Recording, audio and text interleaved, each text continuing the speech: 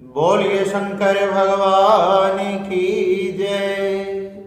मैं विशाल शर्मा आपके सामने श्री श्रावण मास की बड़ी सुंदर कथा चल रही थी और जिस कथा के अंतर्गत भगवान शिव शंकर सनत कुमारों को श्रावण मास का अब 30वां अध्याय सुनाते हैं।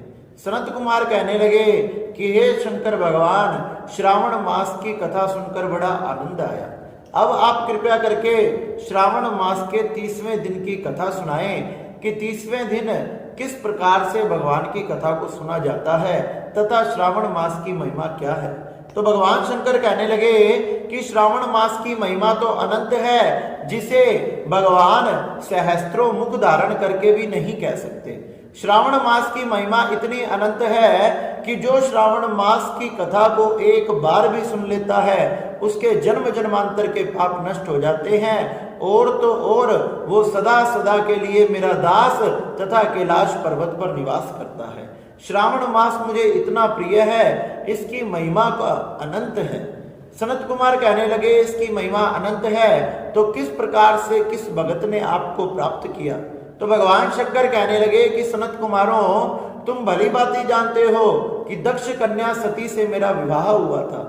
दक्ष ने मेरा तथा सती का दोनों का अपमान किया और सती ये अपमान को सहन नहीं कर पाई। अपमान सहन ना करने के कारण वह उस जलती हुई अग्नि में, उस यज्ञ में अपने आप को विध्वंस कर लिया तथा उसी सती ने अपना दूसरा रूप, दूसरा जन्म हिमालय तथा मैना के यहाँ लिया।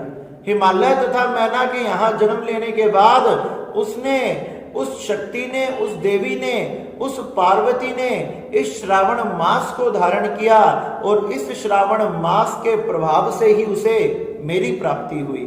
और तो और सुनो सनत कुमारों, इस श्रावण मास का फल इतना है कि सदा सदा के लिए पार्वती मेरे साथ निवास करती है और सदा सदा के लिए वो मेरी प्रिय हो गई। इसलिए श्रावण मास सबसे अधिक श्रेष्ठ है। कहने लगे ये महीना मुझे इसलिए श्रेष्ठ है क्योंकि ना इसमें अधिक सर्दी होती, ना अधिक गर्मी होती। वर्षा का मौसम होता है, चारों तरफ पक्षी चहचहाते हैं, चारों तरफ हरियाली होती है।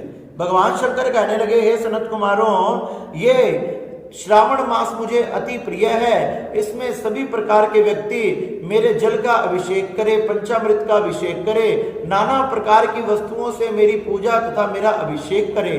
इस पर मैं उन पर विशेष कृपा करता हूँ। हे सनत कुमारों, मुझे नाना प्रकार की भस्म लगाएं और फिर अपने मस्तक पर, अपने हाथों पर, अपने कंधे तथा गले पर भी उन भस्म को भक्त धारण करे। कहने लगे कि अपनी मस्तक, छाती, नाभि, दोनों भुजा, दोनों कुल्हे, कंधा, सिर, पीठ तथा इस प्रकार से इस भस्म को धारण करना चाहिए। हो सके तो मेरे भक्त रुद्राक्ष की माला पहने 1, 5, 7, 11, 21, 51, 108 इस प्रकार से जो भक्त रुद्राक्ष धारण करता है वह मेरा सबसे प्रिय होता है। भगवान शंकर कहने लगे कि इस प्रकार से मेरा नाम लेकर मेरे पंचाक्षर मंत्र का जाप कर कर 108 हवन की आहुतियां लगाएं तथा श्रावण मास में मेरे लिए, मेरे द्वारा किए गए सभी बातों को भक्त ध्यान में रखकर मेरी पूजा करे। भगवान शिव शंकर कहने लगे कि सावन का महीना मुझे सबसे प्रिय है। इस महीने में मेरी तथा भगवान नारायण की पूजा करें। मुझे कृष्ण जन्माष्टमी भी बड़ी प्रिय है, उस जन्माष्टमी का भी व्रत करें। भगवान नारायण का भी व्रत करें, उनका पूजन करें, क्योंकि भगवान नारायण और मुझ में अल्प मात्र का पल भर का भी भेद नहीं है। जो व्यक्ति हम दोनों में भेद करता है, जब तक पृथ्वी पर सूर्य तथा चंद्रमा है, इतने हजार वर्षों तक वह नरकगामी हो जाता है। इसलिए नारायण और मुझ में कोई भी भेद ना करें। भगवान शंकर कहने लगे कि इस सावन मास में भगवान का नाम लेकर केवल आनंद में डूबे रहें।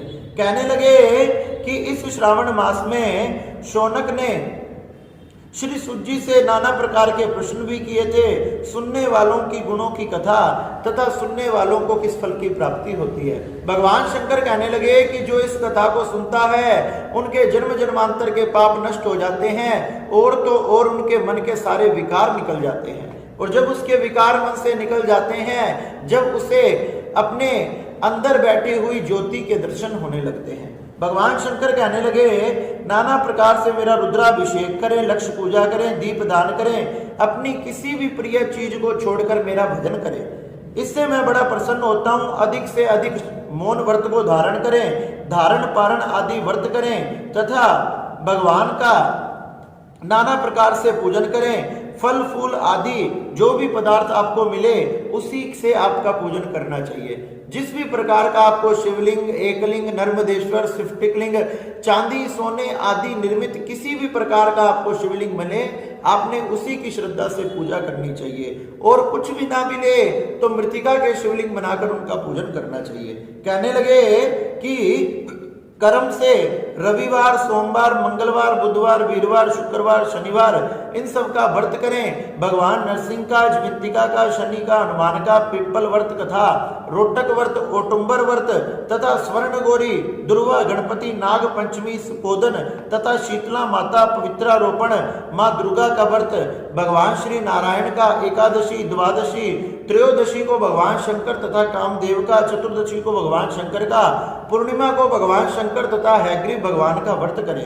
कहने लगे फिर दीप दान करें, जन्मोत्सव बनाएं, भगवान का उत्सव बनाएं, रक्षाबंधन का त्योहार बनाएं, भगवान गणेश का संकट नाशक व्रत करें। इस प्रकार से पिठोरा व्रत करें तथा नदियों के बारे में भी, रजस्वला होने के बारे में भी मैंने तुम्हें बताया तथा उनसे मुक्ति किस प्रकार मिलती है। सिंह संक्रांति में गो प्रसव होने पर कैसे अनिष्ट होता है, किस प्रकार से मुक्ति मिलती है। कर्क सिंह में सावन में दान करने से नाना प्रकार के मनोकामनाएं पूर्ण होती है। किस प्रकार से अगस्त ऋषि को अर्घ देना चाहिए, किस प्रकार से इस मास में मेरा भजन करना चाहिए। हे सनत कुमारो, यह कर्म से मैंने तुम्हें कथा सुनाई। जिस प्रकार से यही कथा श्रावण मास की है। श्रावण मास अति पवित्र है। इसमें व्यक्ति एक दिन भी अगर मेरा व्रत धारण कर लेता है तो वो मेरा सदा सदा के लिए पूरा हो जाता है। सुजी शौनकादिक ऋषियों से कहने लगे कि हे सूत जी महाराज, आपने जो श्रावण मास की कथा सुनाई है, ये केवल कथा ही नहीं, ये सदा सदा के लिए आपने हमें अमृत का पान कराया है, जिससे सदा सदा के लिए हमारी आत्मा, हमारी जीवात्मा तृप्त हो गई है। अब और कुछ भी हमारी सुनने की इच्छा नहीं रही। इस प्रकार से भगवान शंकर ने श्री सनत कुमारों को और श्री सुत जी महाराज ने शौनकादिक 88,000 ऋषियों को ये श्रावण मास की भगवान शंकर की महिमा सुनाई। क्योंकि भगवान शंकर बड़े कृपालु हैं, अपने भक्तों पर दया करने वाले हैं। यही मास है जिसमें भगवान शंकर अपने भक्तों पर बहुत जल्द कृपा करते हैं। इस प्रकार से भगवान शिव शंकर ने श्री सनत कुमारों को, श्री शिव जी महाराज ने शौनकादिक 88,000 ऋषियों को ये श्रावण मास की बड़ी पवित्र कथा सुनाई। ये श्रावण मास में इस कथा सुनने मात्र से कल्याण हो जाता है, इसलिए इसका नाम श्रावण मास है। श्रवण मात्र से कल्याण। इसलिए भगवान शंकर जो सभी की मनोकामनाएं पूर्ण करने वाले हैं, इस श्रावण मास में तथा और भी अन्यत्र मासों में प्रतिदिन हमने भगवान शंकर की पूजा अवश्य करनी चाहिए। इस प्रकार से भगवान शंकर ने श्री सनत कुमारों को श्रावण मास की ये बड़ी सुंदर महिमा सुनाई और हमारा मन भी ये सुनकर गदगद हो गया, हृदय प्रसन्न हो गया कि भगवान शंकर ने अपने मुखारविंद से श्री सनत कुमारों को इतनी सुंदर कथा सुनाई। बोलिए शंकर भगवान की जय। नमः पार्वती नमः। हर हर महादेव।